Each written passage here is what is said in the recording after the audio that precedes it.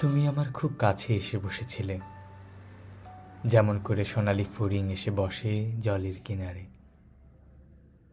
তুমি, সম্পূর্ণ তুমি আমার মধ্যে পড়ে গিয়েছিলে,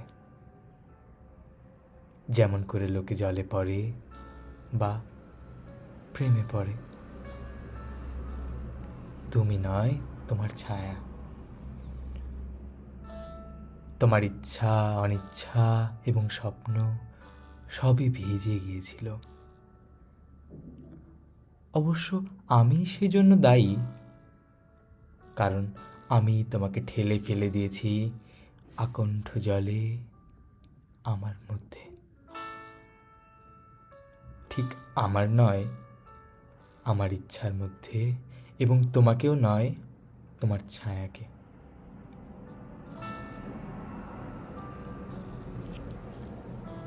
এখন তুমি কি করবে? ফড়িংয়ের মতো উড়তে উড়তে আবার খুব দূরে চলে যাবে, যদিও ছায়াকে ফেলে রেখে উড়ে যাওয়া সহজ নয়, বিশেষত নিজের ছায়াকে।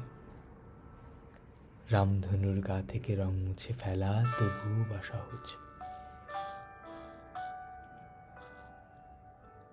নাকি কাছে এসে বসবে, একেবারে কাছে, যেমন করে সোনালি ফড়িং এসে বসে জলের কিনারে। তোমার ছায়া নয়, তুমি।